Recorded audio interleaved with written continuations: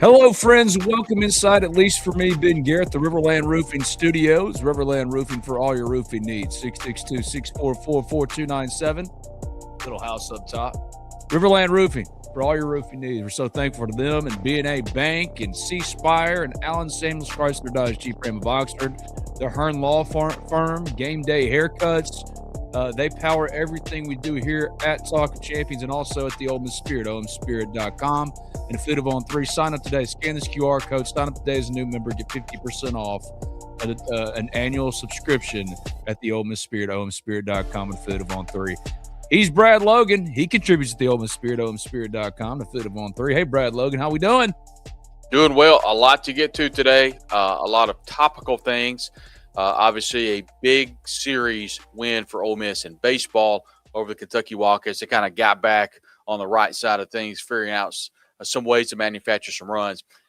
And then, obviously, the season ended for Coach Yo and the Ole Miss women's basketball team yesterday. They played well, just couldn't close down the stretch. Just got a different whistle on Cody McMahon down the stretch. Just a different whistle. She fouls out in 21 minutes. Just very difficult. And then a lot of things going on. Obviously, we'll talk a little football. And obviously, if anything happens, it always seems to happen around Baton Rouge. So we'll get to that too.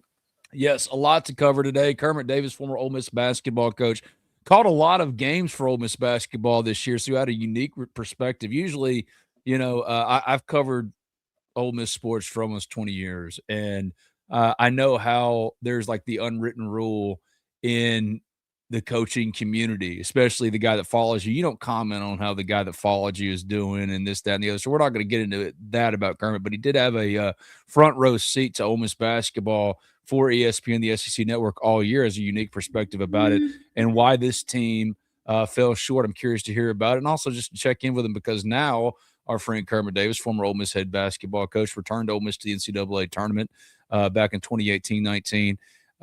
Kermit was elected into the Tennessee Hall of Fame for his work at Middle Tennessee State. And I'm very, very thrilled for my friend and know that he's an absolute legend there. So to get to catch up with Kermit will be a lot of fun. Deuce McAllister's picture with Lane was something that set the message board communities on fire, especially at the Ole Miss Spirit, omspirit.com. They're still talking about it. Scan that QR code again. If you're a new member, you get 50% off an annual sub. We're going to touch on that. Women's basketball, their season is over. Spring football opens on March 27th. Men's basketball is already deep off into the roster construction for next year mode. A lot going on right here and now, but I think the first place to start, you brought it up, is women's basketball losing and Cody McMahon filing out. And I've been watching the videos like this one right here. Where's the foul, Brad? Well, there are two plays. This is our friends at Everything Ole Miss shared this on socials. That player control foul was interesting because the older official that made that call didn't have really good position. And as you can see, the defender kind of slid under her. And there was a couple of things interesting in that play. And that's nothing that Cody hasn't done all year. And that's something I don't understand. Obviously, the block charge is a tough call. But when the defender slides under you and you go up strong with the right hand, that's not a foul. If anything, that's a no call. And so that was obviously one play. And then there was the egregious play earlier right here. There's no contact made. I mean, that's the greatest heel move of all time. What a flop. And so, that's two terrible. Well, I could understand maybe the block charge. I don't understand this. I mean, they reviewed it. They couldn't change the call. They reviewed it to see if there was an elbow. And so, anyway, that's where it is, and just a terrible, terrible play. What are all of Cody's awards for this year? I mean, I don't know. There's so many. She was an All-American. Good morning, Dirty Bird 37 Live. Good morning to Fred G. Rebs 223. Good morning, Dirty Bird 37 Live. The girl on the other team jolted herself under odd call. Neither of those were fouls. They weren't. And Coach Yo, knowing what's coming by mentioning the refs by name and the officiating by name, knowing that there's going to be some type of repercussion, probably in the way of a fine. She said the truth, because if you watch those two plays that we just showed you on the screen, if you're listening, I would encourage you to go look for them yourself. Everything Ole Miss on Twitter's got two good ones. That's what I just showed you. The officiating played a role, a serious role. There was some real home cooking, and I don't blame Coach O, knowing what was coming, a fine, if not worse. She called them on it. She called them on it very plainly in the postgame press conference, left no wiggle room. She blamed the officiating because Cody McMahon only playing 21 minutes in what will be her one and only Ole Miss season, the finale of her one and only Ole Miss season.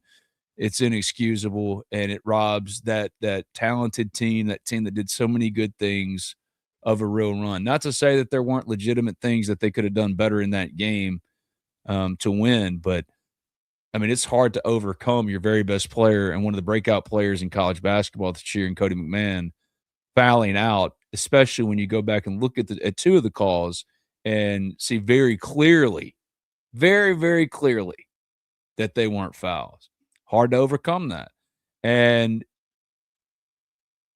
it's hard not to start there, because I don't like the whole grievance stuff all the time. We try to avoid that here. We want to celebrate Ole Miss greatness. We want to talk about Ole Miss greatness. We want to cover Ole Miss as fairly and equitably as we possibly can. But it's hard for me to watch what happened to the women's basketball team last night and not start there and go, wait, something untoward happened here. Not to say that the home cooking was in, or that the refs, and there was like some collusion that led to this, but those calls were inexcusable. And it opens up a bigger conversation that we feel like we have all the time, Brad, about how there's no recourse for officials anyway.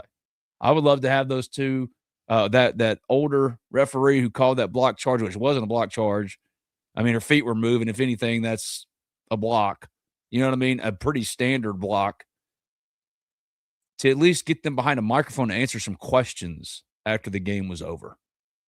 And you're never going to get that, at least not anytime soon. Maybe one day accountability will come in that way. But it's unfortunate that Coach Joe has to get in front of a microphone and speak the truth, knowing that she's probably going to get some type of recourse for it. It's backwards. When, quite frankly, the celebration is of two good teams going at it in a great game, and really bad foul calls that led almost directly, if not just straight up directly, to Ole Miss having its season come to an end, because Cody McMahon playing 21 minutes with fouls that she shouldn't have been called for. I mean, it's a shame. It really is. And now that's the hard part, is because Ole Miss baseball had to have that weekend series against Kentucky. Men's basketball fell short of the NCAA tournament, well short of the NCAA tournament, outside of the SEC tournament run. 2 more wins that have been in. But now, I mean, you're entering the dog days. It's baseball and spring football. And the bottom line is, come on, man. Like, at least have the courtesy to explain your reasoning and rationale, what you saw right then and there. And maybe your explanation as to why, or you made your calls or saw what you saw, would at least, it's not going to fix anything, but at the very least, it'll at least add some context. And maybe some people go, oh, okay, well, you were in a weird angle and this and that. The human element of sports is still very much a thing. And I want to preserve some of that, because the human element, I don't want to give over to machines. This ain't Terminator 2. You know what I mean? Like, come on now. But dead gum. Every time you see stuff like this, or you watch Angel Hernandez call games in Major League Baseball, you know what I mean? Like, anytime you see refs that are bad at what they do, umps that are bad at what they do, consistently be protected. Not to say that these refs were just like that, but when it's egregious and there's no accountability, it's hard to stomach. Well, let me say this. First off, Coach Joe said at the end of the game, this is her words, not mine, that officiating didn't lose the game. If you remember, Ben, with the game tied, Ole Miss took a shot clock violation at the end of with about a minute to go in the game. There were plenty of opportunities to come away and win the game. The problem is you don't have your best player on the floor because of some horrible officiating. Mm-hmm. So I don't necessarily think that officiating cost them the game, but you also have to say in the same breath, it was a situation to where when you go and you try to make plays and you're inhibited by doing that, by officiating, I think in large part, it's not necessarily this one game, is that officiating is not a collective group effort throughout the country. People are officiated differently. And I'll go back to what happened with Gonzaga the previous game. The coach of Gonzaga talked about how the game was officiated differently because it actually favored Ole Miss because of how it was officiated. The same thing kind of happened in Minnesota. And once again, I'll push back too, because if Ole Miss beats Florida and Kentucky, they're probably hosting in Oxford, and they're probably getting the calls that Minnesota got inside their arena. So to each his own, and I get all that. At the end of the day, it was a great season. But Ole Miss kind of made their bed whenever they fell down the stretch in the regular season. They left games on the table against Texas A&M, once again against Florida. I think it was against Florida. I know Alabama. There were a couple of games they kind of fell down the stretch. They should have won. They would have allowed them to host, and would have been a much better opportunity. That place was jumping, and the coach made that comment to where the crowd, they were the difference yesterday. I mean, credit Minnesota's crowd. They were loud. They were all over it. I thought Ole Miss was more athletic than Minnesota, but at the end of the day, Minnesota kind of did what they needed to do down the stretch. I'm not putting words in the coach's mouth, but obviously there were some calls on Cody, and I get that. But the collective game of college basketball, mainly I think I've seen on the women's side, because I watch a lot of women's basketball, it's so different in different parts of the country. The games are called tighter and looser in different places. So that makes it difficult on playing. And I guess I'm kind of speaking on behalf of Gonzaga's coach too, because it's so different to call different games when you have different officiating crews. Ole Miss just ran into a tough spot against Minnesota yesterday and had an opportunity. But once again, had an opportunity to win the game. Tiana Thompson misses a three, Ben, at the end of the game. Secondly, had an opportunity with the game tied. They were outscored 12-4 with Cody on the bench down the stretch, and they lose the game. We've seen this team kind of lose leads down the stretch with Cody on and off the floor. We've seen it a lot this year. And so there was a situation where they had an opportunity and just couldn't pull it out. Not having Cody on the floor based off of foul trouble was the difference if you're an Ole Miss person. I mean, that was tough to overcome. And when you watch the replays, good grief. Those dudes we showed just weren't fouls. They weren't fouls. Kermit Davis coming up here shortly. Ole Miss, a former Ole Miss men's basketball coach, caught a lot of games for Ole Miss this year for ESPN, the SEC network. So he had a front row seat to a team that had a lot of expectations, but just weren't able to live up to them. So Kermit Davis is coming up here shortly. Look forward to catching up with him, man. I want to ask you about the tournament too, Ben. This, I told my dad, I was like, I don't know that I've ever seen a tournament with this many close games and this much fun. I mean, there's so many games that have been to OT. The Vanderbilt game where the ball just literally goes side to side and then pops out, and that would have given Vanderbilt a win. Florida losing last night. Tennessee coming away with a big win. So the SEC has been a bit of a roller coaster this year in the SEC, in the NCAA tournament. But I'll tell you a team that I've really kind of gravitated towards, and that's St. John's. And for no reason other than I think there's a nostalgic part of me that remembers Rick Pitino coming to the Tad Pad, and Doug Schaus, his first year officiating, I think it was 96 or 97, gave Rick Pitino a technical foul and Tad Smith, and that place went – I don't think the Pavilion will ever be as loud as the Tad Smith Coliseum ever was in its heyday. I have such a nostalgic moment to Tad Smith, but having Pitino come in with two cops beside him, I mean, the president could have walked in that day, and it wouldn't have been a bigger deal than watching Rick Pitino come on the floor. So just seeing kind of him and kind of the old soul, the shirt and tie and the jacket. Nobody wears that anymore on the sideline, and just kind of watching St. John's. I've had fun watching them. And, what I really enjoy too is I think you posted on the board. They're that team to me. I think Iowa is a team that is so much fun to watch. They're so good moving the basketball around, and they're really fun to watch. I really thought Florida was going to make a run, and seeing Florida, and you also have to wonder too, is this the year that Rick Barnes makes a run? Being his, I think it's 11th year. And then the team that everybody's kind of watching is John Calipari in Arkansas. They've kind of, we watched Arkansas kind of hit their stride in the SEC tournament, and I look forward to Coach's comments on this. But watching Cal kind of figure things out in the SEC tournament, they got hot. The two Maliks. It's been a fun tournament so far.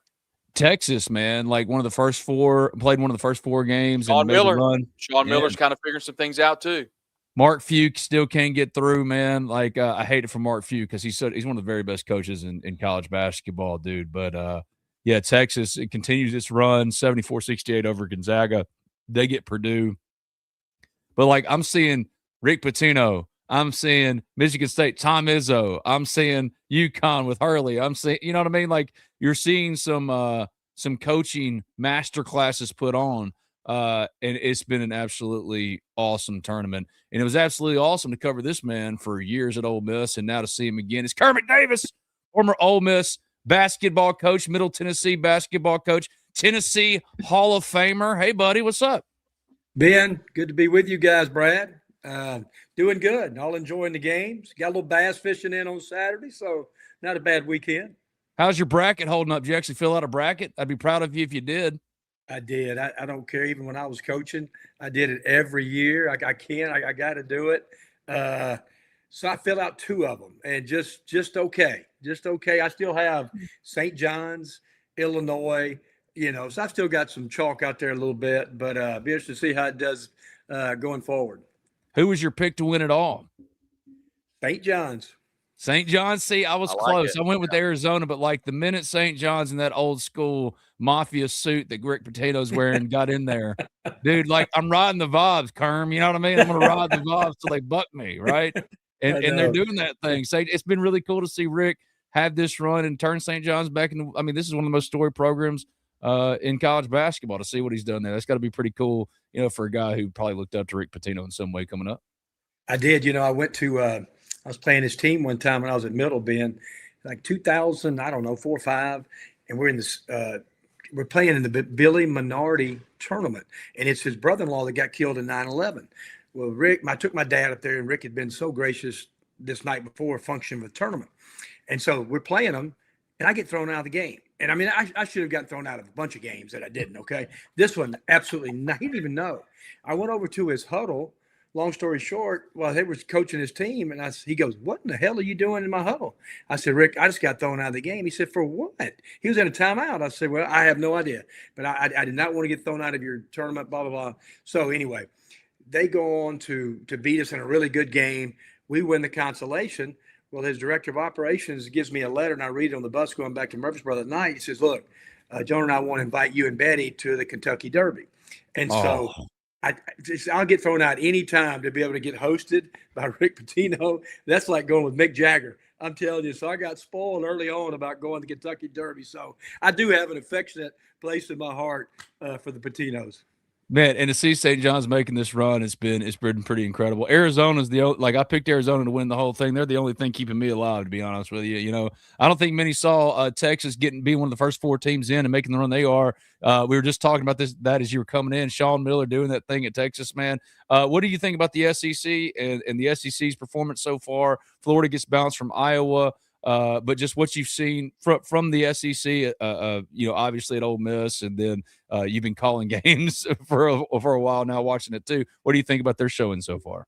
Yeah, I mean, I think it's been really good. Like you said, probably yesterday, the 2 biggest upsets in the tournament to me is probably, I don't know, maybe Texas, Gonzaga, I guess, on paper, and then yesterday's game, Iowa beating Florida. But you start watching what the SEC has done and what Cal has done, and you were alluding to it earlier. I mean, he's playing 6 guys. Mm-hmm. I mean, Pringle even got hurt. Knox, I don't know what happened to Knox. If he got hurt or what happened, if he's still with the team, I don't know.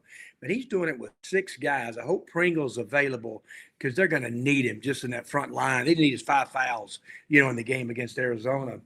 Why Darius Acuff is not the very first player picked in the draft, he's the most dominant young player I've ever seen. I mean, he just keeps doing it every single night, So one of Cal's very best jobs he's done, and the player that was at Ole Miss, Malik Ewing, which we all knew was going to be this kind of guy in time. The Ole Miss people never got a chance to see it. But he's a great kid, and he's playing at a really, really high level. And I think he's going to play in the NBA, has a chance to for sure in future years. Coach, whenever Ole Miss and Arkansas went to overtime, and we'll get to Ole Miss in a little bit. I was really impressed with Chris, wherever he was. Brad, I can't hear you. I'm sorry. Oh, well, Kerm can't hear Brad. I was going to ask you specifically about Darius Acuff. Who does he remind you of? Gosh, the impact, one of Cal's earlier guards, he's not as big, but John Wall, that kind of guy. I mean, now John Wall played on a much better, more balanced team, where he only didn't have to average, 25 points a game, but that kind of explosiveness in a little smaller body, but that's the impact, how fast he gets, scores at all different levels when he played for Cal that 1 year at Kentucky.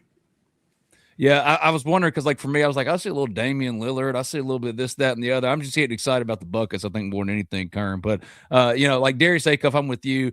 DeBonsa, man, I could understand why he'd be the number one pick, too. I think Darian Peterson at this point, he ain't the number one. But, Acuff is really elevated as others have maybe, got question marks surrounding them.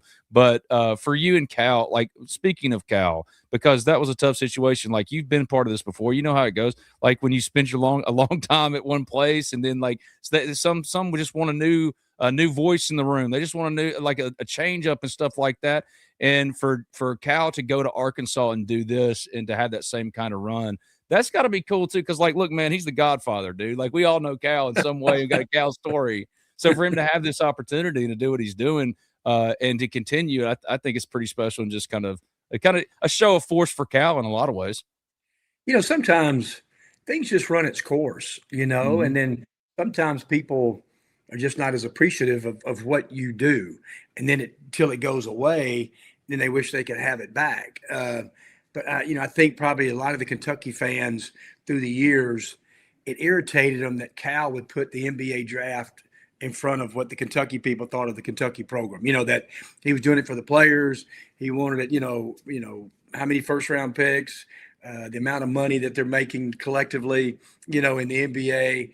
And so maybe some people, got tired of that. But Cal has just continued to do what he always does. He's a very underrated coach. He's a really good human being. He really cares about our profession. He cares about the people in the profession. He always reaches out to different people. He's a great steward. I know he'll go on his, philanthropy and all of his different things. He gets on these tangents, but he does have a great heart, and it's good to see his team play good. Hey, Coach, can you hear me now?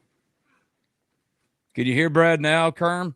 Hey, Coach, can you hear me now? I cannot, Brad. I don't know what it is. Ben, can you ask him the question about Middle Tennessee, please? All right, he wants me to ask you about your run at Middle Tennessee and how you coach drinking from a fire hose and everything happening so fast. Yeah, the Middle Tennessee, and I had the same president that hired me was still he just his last year is coming up, and Dr. McPhee, and so I had great administration. And we just got on a run there from 2010 to 2018 before I came to Ole Miss that we just had really good players. We beat, from UCLA to Minnesota, Michigan State, Auburn, Vandy, Ole Miss. We just kept, we played at a really high level. We had really, really good players. And at that time, we could kind of get some people and some 2-for-1s or different things to play us. But it was fun. I mean, I think still a player called me the other day and said we were the only team to win back-to-back games in the NCAA tournament's history. That was a 15 seed and a 12 seed, back-to-back years. So it's one of those things. It was great memories and really good players. And we were back. They honored our team about a month ago. It was fun to kind of see a lot of our guys back in Murfreesboro. Of all those players that you remember and stuff, and all those moments you remember, especially with the NCAA tournament games at Middle and specifically that got you the Hall of Fame, what are the ones that always, when somebody says, just tell me your favorite stories, what are the first ones that you start to talk about? It be it a player or a moment or anything like that, that just dude, you should have seen it when it was like this. You know what I mean? Yeah. Lane Ballou, who's now was our GA and walked on for AK. He's done this unbelievable job at Gulf Coast during the national tournament. he was just talking about the other day. It was funny. He stopped into Oxford, and Chris and those guys let him practice before they were headed to Hutch. And so I went by and watched him work out. He goes, Coach, I never forget, we were sitting on the bench in Murfreesboro, and I was a walk-on, and we had a really good team. And that place was just packed. And we walked in there going like, holy cow, and then they watched our team play, and so I think of arriving when you take over a program, there was no interest, apathy to see it, to when the crowds really came. And it's hard. It's a long process for it to happen. But those kind of stories are great. Probably a huge moment was in 2011. We went to UCLA and won by 19. And I think Ben's team at that year, I think they won the Pac-10 or whatever, the Pac-10 championship regular season. And so at that time, coming back, just the effect of a win like that kind of jump-started our program for the next 7 or 8 years. Well, I said it to Brad as we were coming in. I've been doing this so long now, even though I still got this baby face. I've been doing this for so long now, Kerm, that I know of the unwritten rule of you don't talk about the program that you left, or that, you know what I mean? Or you let the coach that replaced you take it. But you called a lot of Ole Miss games. You've been calling a lot of Ole Miss games, and this team had a lot of expectations. There was it wasn't just us, local people like your stupid friend Ben, who's a homer probably. It wasn't me just saying that this team had some real expectations. It was John Rothstein and Jeff Goodman and all these cats. What from your seat on press row and calling those games, what about this team just didn't come together? Because I think a lot of people thought they were going to be a real contender, and they made that run in the SEC tournament, obviously. Well, with paying players, and when projected budgets get out there in all the SEC schools and a lot of teams around college basketball, just the expectations are just going to be there. It just happens, that when you have kind of a amount of money that you spend, and that their team played their best basketball at the end, which is always a great trait. I really thought during the SEC that they won that 3 in a row. And then they did. They had some tough luck. They lost some games that they easily could have won. And you take 4 or 5 of those games, and I went through it as a head coach at Ole Miss too. And you go through 4 or 5 of those, it may turn the total trajectory of your team around. I think when they look back, just to be honest, this is just me, probably took some guys that maybe were overvalued in the portal. And I think, we all have missed on players. Obviously, I've missed my share throughout my career. But you didn't pay amount of money for them, and so you can still miss players. You can still pay $500,000 or $750,000 for a player, and you missed him. You just missed on him, and so those misses are more magnified now because of putting a salary on the player.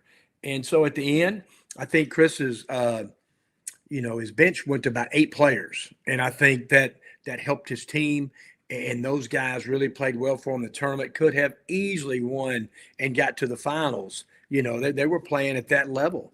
And at the end of the season, the SEC tournament, if they would have got in the NCAA tournament, we sure had a chance to win a game, just like Texas has proven.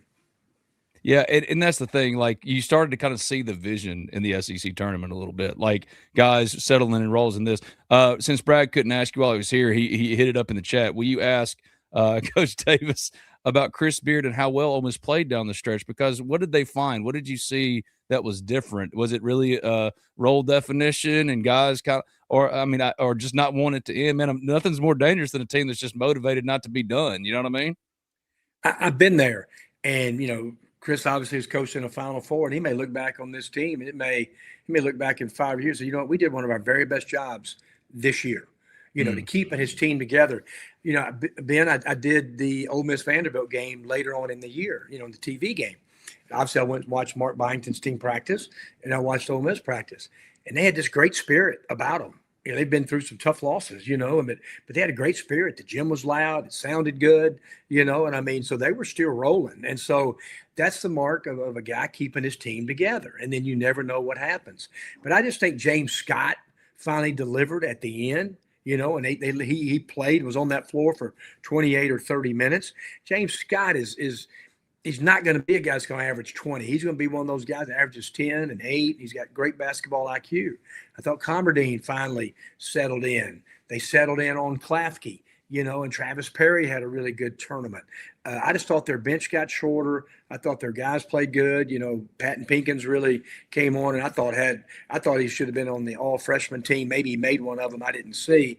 But I do. I just think they got to about 8 guys, and their team played good. And, that's just what you're trying to do as a coach. Well, one of the last things, like for that team too, I've been saying this.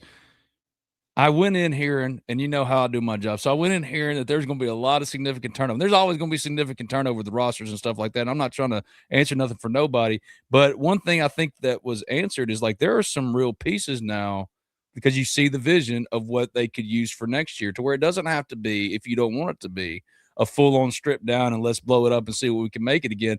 And in this culture and in this time in which everybody's resetting seemingly every single year, if you can bring back a core of 4 to 6, how valuable could that be? You know what I mean? Like because they showed you something that you otherwise hadn't seen all year, especially guys like James Scott. Yeah, it's huge. I mean, it really is. Now, the people who mess that up is the agents, and they create such a false sense of what their guys should be getting paid, based on their value. How much did you impact winning? So these guys coming back, what does Commerdine's people think he's valued at? Everybody has a budget. What does James Scott's people think they should be valued at? So those are the real pieces, because everybody right now in college basketball, even the Sweet 16, you're having honest conversations about, okay, who are the guys, the retention part? Because you're right, especially at the mid-level, it's hard. But in the SEC, now you do have enough money, you can keep them. But then what does it look like going forward to trying to get 5 or 6 more guys to come in and try to help? I really think this, Ben, to looking at it, not just talking about Ole Miss, just looking at roster management, I think about paying about 9 guys, paying about 9, maybe 10 at the most, and then just trying to, have some pieces along the way. But when you start and then on the second thing, Ben, freshmen are still critical. Like Patton Pinkins. I mean, you look at Arkansas's freshman backcourt. I mean, you look at Tennessee's freshman. You look at Illinois is going to play Houston. They're 2 freshmen. I mean, there's still freshmen that can make a difference. And so you're right. I mean, retention, what are you going to pay in the portal? But can we get a couple valued freshmen that can come in that's not going to cost us so much that can impact these Power 5 games? I got to ask you, when they inevitably expand the NCAA tournament, will you be for or against? Because I'm going to be honest with you. When it goes to 70-something, Kerm, it's gonna hit a little hard. I'm going to be like, this kind of sucks, okay? Because I don't want it growing anymore. It's the perfect postseason. Even if you're not a basketball person, March Madness, once you get to the tournament, there's a reason why no one cares about the NIT. That don't even matter no more. You know what I mean? People want to go to this is the best tournament in the world. And now we're going to like dilute it even more? Like, what are we doing? Yeah, I've always been a proponent, Ben, but I think that's back when I really wanted more mid-majors in the tournament. Not self-serving at middle, even when I got to Ole Miss. But I think now, if you do expand the tournament, Ben, all you're going to do is get Power 4 teams that are 6-12 in their league or 7-11 in their league. Still today, who are the tournament darlings? I mean, Miami of Ohio was some of the most watched games. High Point University, that chance of Siena having Duke on the ropes early on. Now, we didn't get a lot of it. Most of the upsets were 6-11s, which that's still an upset, or Iowa over Florida or Texas over Gonzaga. But I'm with you now. I don't think they're going to give the mid-majors more of a shot. I think it's going to be a diluted, Power 4. And I can't believe I've said that because I have just rung the bell on expanding the tournament, hopefully giving more Miami of Ohio's a chance to get in. See, for the first time, I've known Kermit a while now. I finally convinced him to be on my side about something. I've been on your side a lot, Ben. I've been on your side a lot, brother. It was great to see you, man. I love you to death. One of the most genuinely good people I met in this business and gotten to know. So thrilled for you for the Hall of Fame. You deserve it. You deserve going to the Kentucky Derby with Rick Pitino. You deserve all those great things. And it was fun because, like, not too long ago, I want to say months ago, I can't remember. I was walking into Blonde Pig there in Oxford. And I hear somebody yell out at me near Tahoe, "Hey, Ben Garrett!" And it was Kerm. It was Kerm. And when I tell you, it was like a nice family reunion. Oh, dude! So you're welcome here anytime. I love you to death, brother, and let's do it again sometime. Thank you, Ben. Tell Brad we had a miscommunication. Y'all have a great show. I follow you a lot. See you, man. Well, but here's the thing, Kerm. That just meant that I got to talk to you on my own, which is the way I love to do it anyway. Bye, Kerm. See you, buddy. Thanks, Ben. Hi, buddy. He's Kermit Davis. Dude, I love that guy to death. That's Kermit Davis. Hey, Brad, can you hear me okay? Yeah, I heard the conversation. It was great. It's just we have this deal with the service we use. Sometimes we have a guest. It kind of locks out one of the people, and rather than try to get Coach to come out again. Yeah. That was rather than get Coach to come in and out, it's just better just to let you guys talk. And I just wanted to ask, and he answered every question I had for him about the tournament. You asked a question that we kind of talked about expansion, and I thought Coach was great. And I'd like to get him on maybe at the conclusion of the tournament too to talk about some of the, one thing that I would like to expound upon at the end of the year would be the season coaches. And you pointed out just a little bit ago about how some of the older coaches are having a lot of success. And so that's been a lot of fun. But, yeah, Coach is great. Congratulations to Coach on the Tennessee Sports Hall of Fame. And then I was going to ask, and appreciate you doing that, about playing in the NCAA tournament, how everything happened so fast. And, he had a great run to the Sweet 16 when he was at Middle Tennessee. So a lot of fun having Coach on. So really, really enjoyed getting to listen to that. Now we got to jump into some other things. Well, thanks to Kerm. We've touched on women's basketball. We've touched now on men's basketball, the NCAA tournament. I hope your brackets are still surviving. I'm not going to say, yes, I am, at Dirty Ass Eater asked, does spring practice start today, Ben? What in the world? What? What's wrong? Hey, don't knock kinks. Don't be a kink shamer, Brad. How dare you? It does start today, but there aren't going to be, they don't let like the public, anybody outside of players and coaches, they don't let them in until the 27th. So you still got some days to go until some coverage. But I can tell you this, man, I've been talking to a lot of people over there. One thing that was stuck out to me from conversations, there's a belief that wide receiver group is one of the tightest, I think LaDamian Washington loves the tight-knitness of this receiver group. Now, is that going to play out? Is that going to play out to where they're every bit as good, if not better, than last year's team? I don't know that answer. I don't. There's some legitimate question marks because you lost a lot. But I know that LaDamian Washington loves his room and loves how they've gotten to work, man. So there's a lot of exciting things about this team that I'm ready to go out there is put my eyes on myself and report back to you both for Hero and Talk of Champions and also at the Ole Miss Spirit, OleMissSpirit.com, affiliate of On3. This QR code right on your screen. If you scan it today as a new member, 50% off an annual sub. So, yes, today, but you won't really see or get any coverage until the 27th because that's when we're finally allowed in. Before we jump into what the crap was Deuce McAllister thinking, my guy, let's hear from C. Spire in Riverland Roofing. Start my weekend.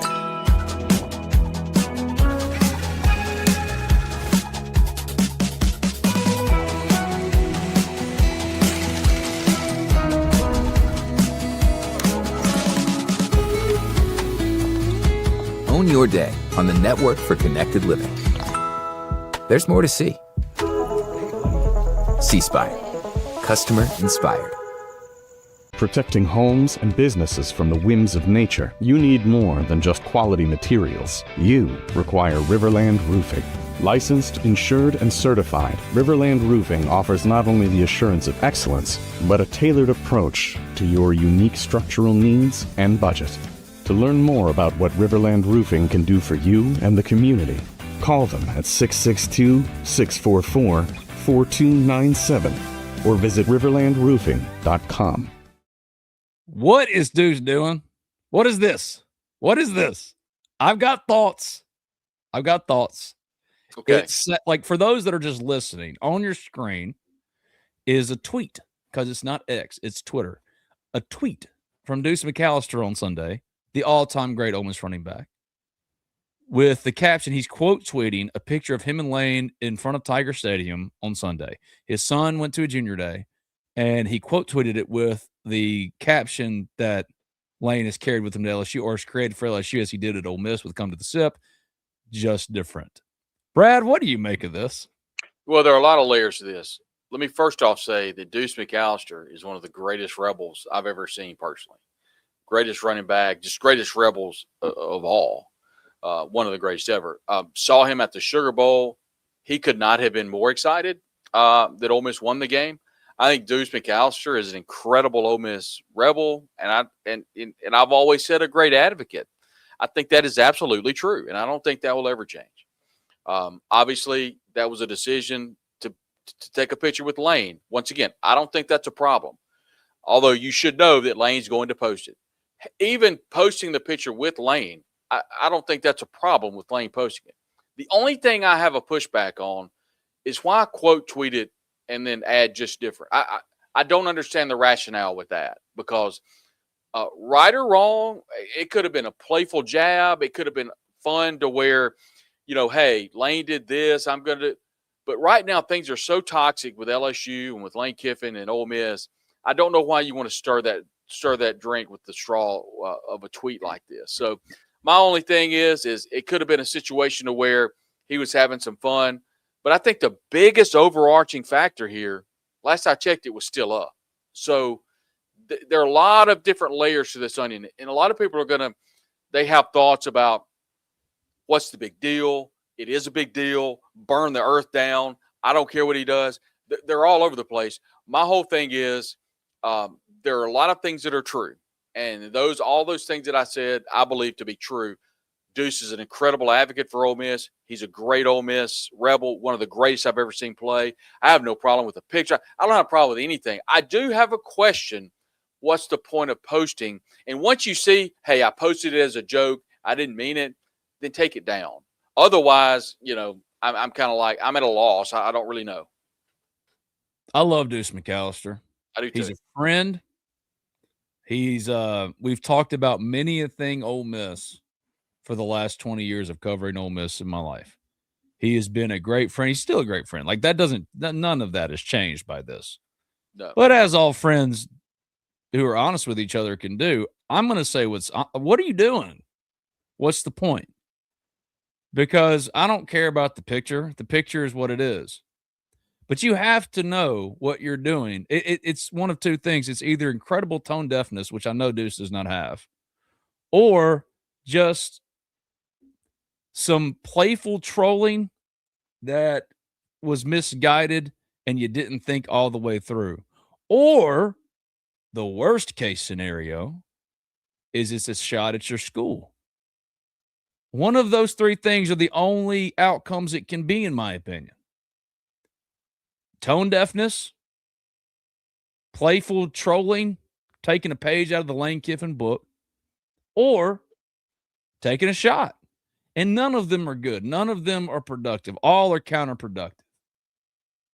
You're the greatest Ole Miss Rebel of all time, at least in that conversation. Archie's going to be in there. Eli's going to be in there. I mean, we could pick. But when it comes to non-quarterbacks, you can be hard-pressed to find a Rebel who is greater or held in such reverence as Deuce McAllister. Lane knew exactly what he was doing. He did. But that's not the question. I don't think anybody cares. What I'm saying is Lane knew exactly what he was doing. Did Deuce know exactly what he was doing? Because Lane got out of it what he wanted. Let me show you a good example. What did you think was going to happen if not this? A retweet from Lane, right? And got a former Ole Miss player visiting LSU, not even giving Ole Miss a time and place. First of all, terrible grammar. Second of all, Lane can't – he can't even keep up with his own nonsense. He can't. This is the man that a couple days ago goes on Twitter, not X, Twitter, and says, hey, guys, stop worrying about what other fan bases and this, that. Let's tone it down. Let's not worry about this, that, and the other. But the 50-year-old who acts like a 14-year-old Regina George clone does what he always does, gets run out of it by taking your one of three situations, all three of them bad, and turning it into a way to continue to keep the focus on himself and on LSU and to take a dig at Ole Miss. Part of his brand now is trying to bury Ole Miss.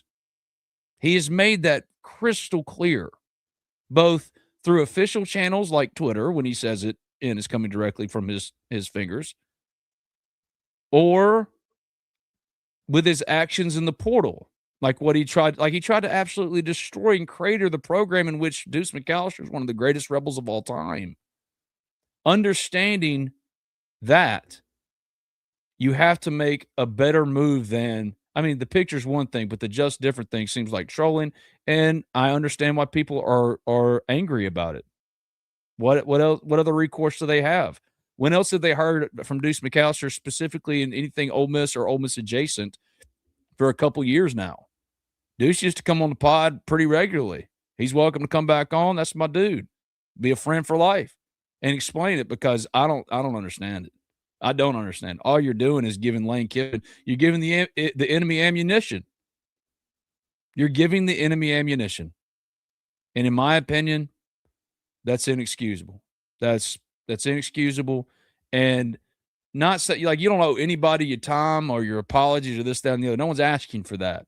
What they are asking for is to not, like, Ole Miss fans, say what you want about how Ole Miss fans have responded to him leaving.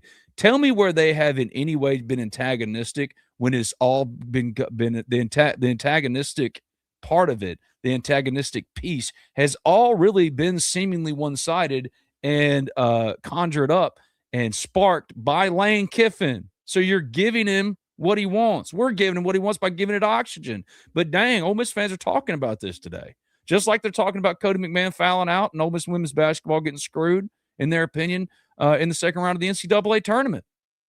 At some point, Ole Miss fans just want to enjoy. They want to celebrate Deuce McAllister. They don't want to talk about Deuce in this kind of way. They want to talk about Deuce McAllister in returning the kickoff in the Independence Bowl, the onside kick for a touchdown, going up and over against Mississippi State, going on to have a decorated career with the New Orleans Saints, the Ole Miss NFL team. Instead, when the offseason is now upon us, even with baseball still rolling on, what are we talking about? Because one of the greatest rebels of all time did one of three things. Didn't think it through, thought it through with just playing y'all, but it's not a funny joke. Or three, intentionally trolling. And that one is a lot more mean-spirited and a lot crappier. So, and knowing Deuce McAllister, I refuse to believe that is what happened here. But I don't think that's it. Yeah, Lane Kiffin got what he wanted. So, absolutely. I mean, what? I don't see Joe Burrow. I don't see OBJ. I don't see Stephen Ridley coming and taking a picture with their kids. Even Davern Gerald's, for goodness sake, whose kid plays for LSU, who's a great Ole Miss rebel. I don't see them cats coming up and taking a picture with Pete and going, spot the ball. Like, where is Tyrann Mathieu saying spot the ball? Imagine if they had. LSU fans would have been pissed. And they would have had every reason to be pissed. But this felt personal. It did. That's like, the problem. And, you know, this is my dude, man. I love Deuce McAllister personally, professionally. That is my guy. All right. Having said that, I know that he's wanted to. I mean, is it because Terrence has come back? He's coaching? Is it because Marcus Woodson's back? He's coaching? They're bringing all these guys home, and maybe you wanted to come home too? I don't know. Like, I'm trying to understand what the motivation is. What motivation is it outside of just being crappy towards the school that created Deuce McAllister? Like, bro, he was transferring his first year, his freshman year. Tommy Tuberville wanted him as a linebacker. You know what I mean? And he stood his ground. He didn't transfer, and he said, I'm a running back, and they moved him there, and the rest is history. And you created that, dude. Like, you are a all-time Ole Miss great. Like, in the conversation for Mount Rushmore, what did you think the response was going to be? That's my whole thing. And Deuce knows, man, he's got a standing invitation to come on my pod anytime he wants to. That is my guy. I want to make that very crystal clear. But just like if I came on here and one day started randomly saying stuff like, they should have let Lane coach in the playoffs. y'all's antennas would go up and go, what the hell happened to Ben? This felt intentional. And I'm trying to give my guy the benefit of the doubt and say, yeah, we all do dumb stuff. And we do. But also, until you either explain it, if you're going to let that be the only thing that talks for you, that picture and just different, like, Deuce, what do you think people are going to say? What do you think the response is going to be? You're not dumb. Not even, I mean, I know Deuce McAllister. That man is one of the smartest football men I've ever known. You cannot tell me you didn't know what it would be if you put that out there. So what's the story then? Because all I know today is Ole Miss fans, again, are taking unnecessary fire for something they weren't even party to. You know what I mean? Like, they keep taking hits, taking shots. Like, what did Ole Miss fans do to Lane Kiffin other than love the heck out of him? And they're like, why do you keep taking shots? We didn't do shit to you. And now you got one of the greatest Rebels of all time doing the same thing too. Unless he wasn't, but if you weren't, bro, say so. Because you're right, Brad. Emotions are high right now. And they're going to be high. And if you think they're high now, wait till September 19th. Where's Deuce McAllister going to be on September 19th? Mm-hmm. You know what I mean? Yep. That's my stance is I'm taking kind of and I'm not speaking for Keith Carter or Pete Golding or Keon Lacey or anybody else that's been quiet since Lane has left. I think everybody's like, we'll see September 19th. And my whole thought for this. Right here, bro. Why didn't he, if his son's on a junior day visit, why didn't he include his son? That's a legitimate question. Javon Campbell, 6'2", 4'9". Why didn't he include, like, and I'm not, like, I don't get upset about these things anymore because I'm an adult. And I'm not saying anyone that is upset isn't an adult. I'm just saying, like, in my job, like that but we got to call a spade. And that was crappy. Period. It was crappy. You know, Ben, I think a lot of people, Ole Miss fans in general, like me, that don't really get too high in moments of online chatter, that don't get too low, they kind of ride the wave and just enjoy sports for what they are, have an incredible appreciation. And Morris just nailed it. It's about what I'm about to say. Everyone loves Deuce McAllister. Everyone loves what he did at Ole Miss. Everyone loves 22. Everyone thinks that he deserves every accolade that he's ever been gotten, and that will receive throughout his lifetime. And I don't think necessarily people were that mad. I think a lot of people were just flat disappointed. And, you know, he could have taken that picture with anybody. He could have posted that picture with anybody. He could have done anything. Not only did he repost, he put the word that the guy that left that has drug Ole Miss through the mud.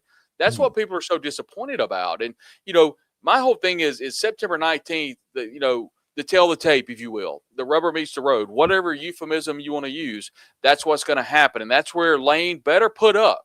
And that's where Ole Miss, that's where LSU needs, they better come with all they have, because I promise Ole Miss will. He's been talking a lot of smack, and there's not a lot been coming from the official Ole Miss side. So, we'll see what happens.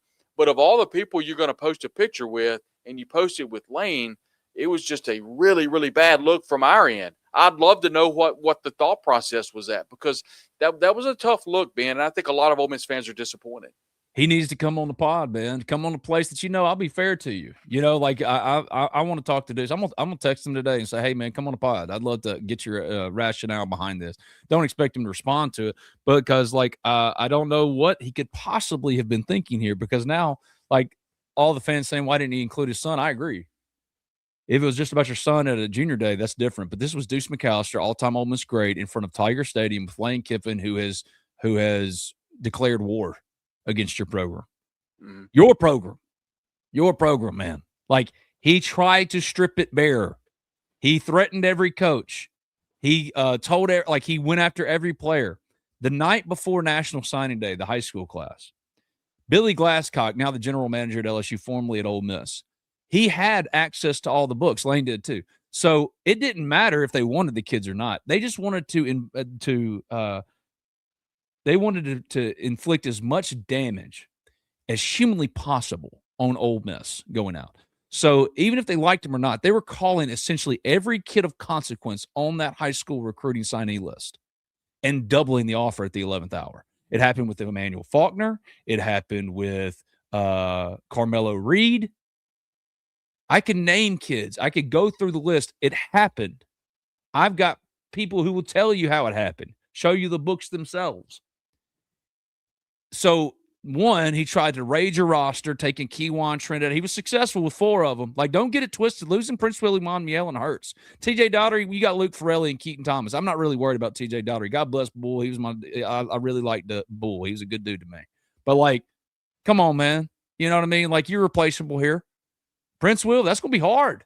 Devin Harper, you wanted him to start next year at right tackle. Carius Curran, I hope you're ready to be tackle instead of guard. Hey, Tommy Kinsler from Miami, transfer tackle. We need you to be the left tackle. Terez Davis, you were hurt all last year, former transfer from Maryland, having a good offseason, ready to see him in the spring coming up March 27th. They open today, 23rd, but you ain't going to see it, Ole Miss fan, until the 27th. I'm ready to see all those players, but Devin Harper was supposed to be that guy, and they re-signed him, and what did Lane do? He said, I don't give a crap. I don't care. Because, like, we can throw a fit nationally when Dabo has a pity party about the Luke Ferrelli stuff, but no one has nothing to say about Devin Harper and Prince Willie Monmiel and agreeing to new terms, and then Lane saying, I don't care, and doubling what he wanted to offer them anyway. Doing it with all the high school signees, trying to raid your staff. He didn't care about Ole Miss for 6 years, so what are you doing then? And it ain't personal. It's just a legitimate question. As a friend, Deuce, you're my guy. You know that. You can call me anytime, man. We've talked about many a thing. I was on the phone with Deuce one night when the Auburn pursuit of Lane was happening. I know some of the things he felt about that and knew some really important things that we reported on at the Ole Miss Spirit. omspirit.com and affiliate on 3. Scan this QR code as a new member. Join today for 50% off. I reported on it. And now you're taking pictures with him? Like, no one's begrudging you taking pictures with him and your son, but whatever, put it on the wall. You know, like, dude, I have the picture of me and Lane from the Egg Bowl to this day. I didn't want it, but people gave it to me. So, you know what? Mementos are mementos are mementos. Good, bad, or indifferent, right? But you got to remember what this dude was. And this is what I'm going to say. Hold on. This is how Ole Miss fans remember Lane Kiffin. That's how they remember. Yes. At the airport, flipping the bird. What did you think the response was going to be? That's how they remember him. My brother Daniel gave me this, y'all. Don't even say nothing. I didn't get this. My brother Daniel. I got so much crap like this from all the stuff that went down. But this is what they remember. This is what they remember. They don't remember anymore. Like, especially young Ole Miss fans who just knew you from other people like me are saying they don't remember returning the onside kick for a touchdown in the Independence Bowl. Now they're like, who wants to be in the Independence Bowl? You know what I mean? It's just wrong. On every freaking way, it's wrong. It's not grievance. It's not bitching and complaining. It's not taking, just making a mountain out of a molehill. That's not what this is. What this is like, tell me where else this happens. Imagine if Dak Prescott showed up at the IPF, the Manning Center, and took a picture with Pete Golding and said, spot the ball. What do you think Ole Miss fans or State fans would say? The hell are you doing? If Joe Burrow walked into the Manning Center and said, forget just different, I'm about spotting the ball, what do y'all think the response would be? So don't tell Ole Miss fans to not be upset by it. Don't piss on their legs. Tell them it's raining. Just be honest. Are you pissed because you didn't get a job? Were you not pissed at all and it's just a poor troll attempt or just to be playing? But it didn't land right? Shoot, man, that happens all the time. Hey, you're speaking to somebody who does that more than he wants to admit. Right, Brad? You know me. I pop off at the mouth, man. Like, I'll never forget when I said don't turn a hoe into a housewife on the show, and Brad goes, and I was like, oh, I think I just said something.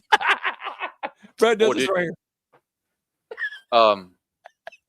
Interestingly enough, here's the thing. I mean, you talked about, is Deuce on the the Mount Rushmore. I don't think it's a is or is not. I think he is.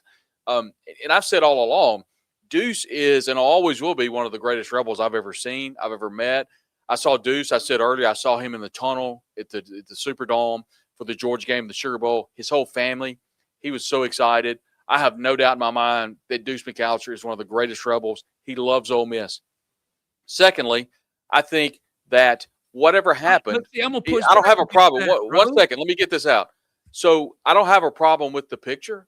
I don't have a problem with Lane posting it.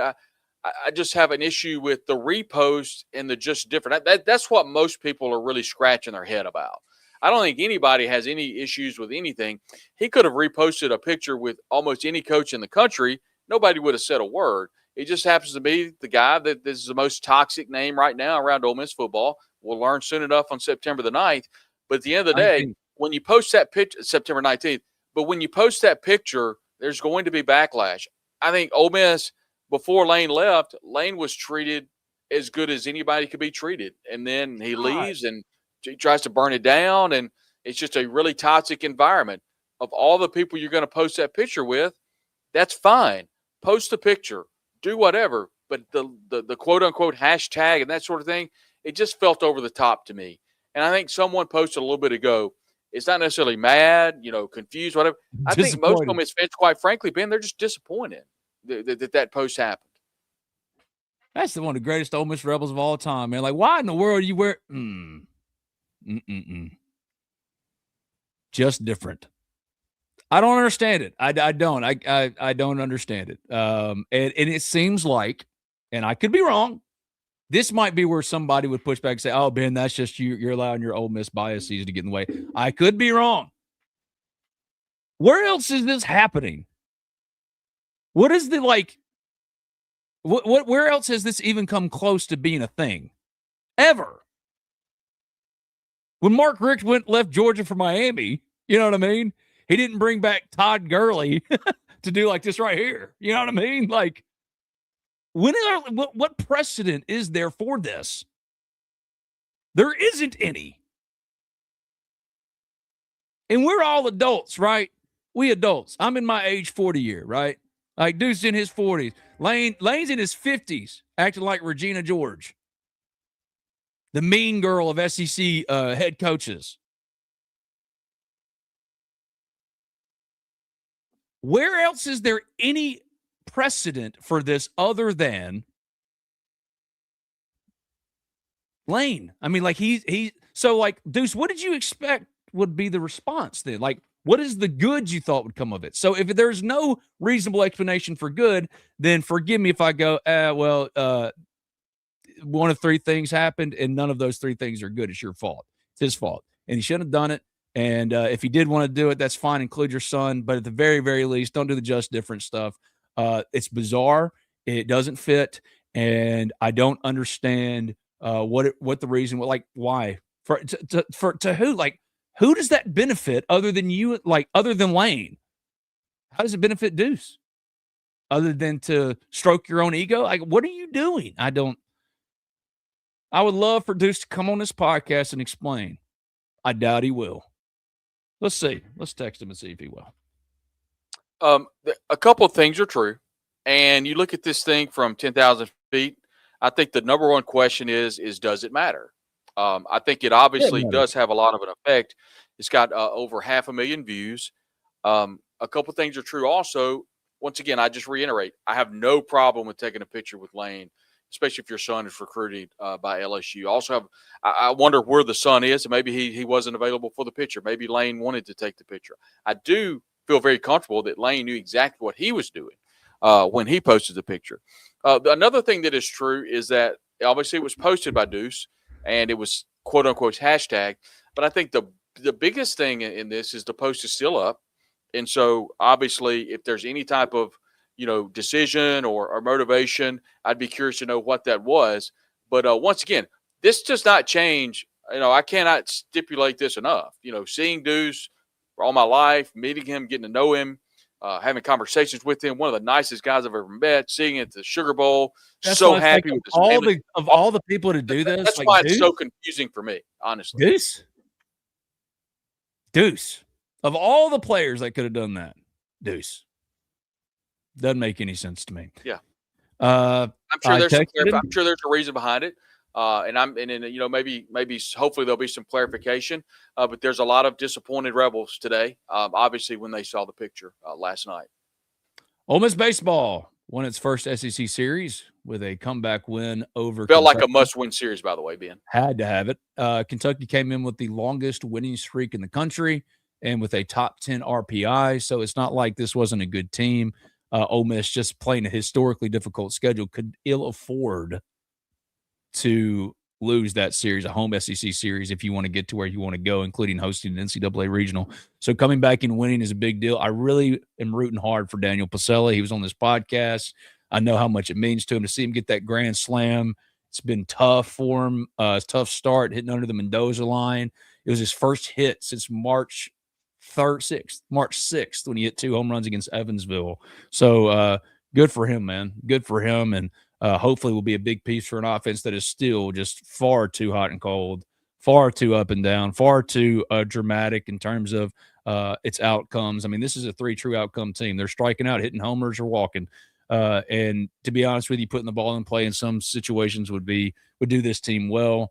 They've got some issues. The pitching, Will Libbert on the third day on the weekends, man, he's going to have to start coming on, especially when you got Hudson Calhoun stuffing it like he did in a spot start for Cade Townsend. Cade Townsend is out for another week at least. He didn't pitch this weekend, but good news on him is he's getting closer and closer within the next couple of weeks, probably this week, but certainly within the next couple of weeks, you'll see him get back to the mound because the MRI showed just some minor swelling in the shoulder, which is a massive, massive, massive relief for everybody in that program. The pitching is there, and you got the depth of options at pitcher. The question is, offensively, can you get the right collection, the right guys seated in the right places on the bus? Because I still believe very, very, with a lot of conviction that this is a good baseball team that can make a run to Omaha again, but still don't love some of the roster construction or the leashes given to some guys in comparison to other guys. But you're right, man. Like getting that series win on its own was just so absolutely huge. I think looking back on the season, if Ole Miss hosts a regional and has an opportunity to play postseason ball at Swayze, does well maybe in the SEC tournament, I think we look back and we look at a couple of things. Number one, we saw Will Furniss have a huge series. And by the way, if you follow Michael Katz on X, you can go and see an incredible quote from Will Furniss, and Mike Bianco actually reposted that comment. And I thought it was an interesting quote about team first, how proud he was to be a Rebel and to see his teammates succeed. Secondly, I think we're going to look back on this series and say, wow, Walker Hooks saved the series. Yes, he did. Walker Hooks has been – I've always liked him, even back to last year. He had some rough outings last year, but see him have – yeah. It's like if you're hoping for Daniel Pasella to follow past precedent, Ole Miss has had notorious slow starters. Dylan DeLucia was one of them, went on to become the College World Series MVP. Tim Elko, his first 2 years was barely hitting 200, and then he's got a statue at Swayze Field now. Will Klein really struggled, turned around at that Mayor's Trophy, now the Governor's Cup, I think is in the 2005 season, but went on to become an ace in the same rotation as Lance Lynn. So there's been notorious slow starters that give you hope that Daniel Pasella and what we saw with the Grand Slam could be could speak to something more coming potentially. And you can read all about that at the Ole Miss Spirit, OleMissSpirit.com to Food 103. New members, scan this QR code on your screen and get 50% off an annual subscription. Please join us at the Ole Miss Spirit. We'd love to have you. Wrote a story about Daniel Pasella and those slow starters, but the other way was Walker Hooks. He started really hot and then hit that wall. It's a lot of true freshmen do in last year in 2025, hit that wall like a lot of true freshmen do. Fell behind a little bit in the bullpen pecking order. Buddy, they don't win. They don't beat Kentucky on Saturday without his 4.2 innings. They don't do it. They don't do it. So the depth of pitching is there. You're right, Walker Hooks. He was the other way. He wasn't a slow starter. He was a hot starter. And there's no two guys have the same developmental track, right? So they're going to need everybody, especially over a season like baseball, though a small sample is still longer than everything else. You're going to have to show up. And having Walker Hooks show up, Daniel Pasella show up when they absolutely had to have it was important. Deuce responded. I said, would you be up for coming on the podcast this week? He said, only because it's you and I love you. So I mean, that does surprise me. I mean, Deuce is a wonderful guy. So I said, my dude, just tell me when, and I sent him the schedule. We'll see what he says. So Deuce seems to be up for it. Deuce is awesome, an awesome human being. I think that's why there's such a level of football disappointment. player. Yeah. And that's why it's like, dude, just come on. What are we doing? What are we doing? Because like I don't understand it as his friend, man. I don't understand it. I don't understand it at all. And I would love for him to come on. So he's responded. Hopefully Deuce will come on. The invitation is now. He's responded. We'll see. But yeah, that was hated to see that, man. I really did. And I was just shocked to see who it was that did that. I was like, Deuce? It just didn't make any sense. But baseball, getting that series win this weekend is huge. Mississippi State this weekend. They've won 8 of the last 12 historically. Red hot. Yeah, no, I'm talking 8 of the last 12 against Ole Miss. Yeah, they're red hot. Plus, they've won 8 of the last 12 against Ole Miss and have kind of owned Ole Miss in baseball, especially under Mike Bianco. And if you can find a way to win the series, what a big series win it would be. Big. I think most Ole Miss fans, although they wouldn't say it out loud, would love to win at least one because State they're really good, man. They're just a great team. Riverland Roofing, appreciate them as always. They're on the hat, the little house up top, down there on the screen, riverlandroofing.com, 662-644-4297, B&A Bank. So thankful to them, as well as Drew Moak at USA Benefits Group. Call them today, 601-953-8449, online at quoteswithdrew.com. Alan Samuels, Chrysler Dodge Jeep Ram of Oxford is here for your next car, truck, or Jeep. Online at alansamuelsoxford.com. Call them 662-234-8000. College Corner Store's got all your Ole Miss merch. You can call them today at 662-550-4330, online at collegecornerstore.com. Our newest sponsor is Game Day Haircuts, and, man, they've been getting some serious foot traffic ever since they joined us here on Talking Champions, so you should join them as well. 1735A University Avenue is the address. Call them at 662-380-5658. Online at GameDayHaircuts.com. The Hearn Law Firm, if you need good representation, the Hearn Law Firm is the place to go, 662-766-7777. You need to ask your friends at the Hearn Law Firm, Brad, if they're good at, like, getting people out of timeshares, because I got a question. 662-766-7777 or HearnLawFirm.com. And, of course, C-Spire. Man, I'm so thankful for Wade, Mina, Orion, all my cats over there at C-Spire, man, supporting us here at Talking Champs at the Ole Miss Spirit. Y'all are great, great people, and y'all should support them there as our listeners who've been so devoted and committed to us for a long time now. So we're so thankful. cspire.com. Brad, before we get out of here, what are you most paying attention to in Ole Miss athletics this week? Seeing as, well, we don't have any postseason right now, and baseball, SEC, I would say the Mississippi State series this weekend is a big thing, but what else? Yeah, that's definitely it. Secondly, anything that leaks out of spring practice obviously is something of interest. Also, still following the Trinidad Chambliss saga. I don't think anything of significance will come from the Mississippi Supreme Court anytime soon, but also fascinated to see what comes out of the lawsuit to the NCAA from the Trinidad Chambliss side of things, being left out of that EA Sports cover. So you still got that jockeying back and forth. Already booked my hotels for the road games this year, so I've already kind of looked at the schedule this year for football. I'm really excited about the road trips this year, really excited about the schedule, much more difficult. So, I mean, we'll turn around and it'll be August. It'll be ready for football season. So, obviously this summer we'll have full coverage of SEC Media Days down in Tampa. Spring football, we'll have Meet the Rebels Day coverage. Not sure what that's going to look like yet, but we will be live somewhere in Oxford for Meet the Rebels Day. Just not sure what that's going to look like. We'll have everything for you. You know, Ben said it perfectly for everybody that asked us about, you know, what are you guys trying to do? What's your end goal?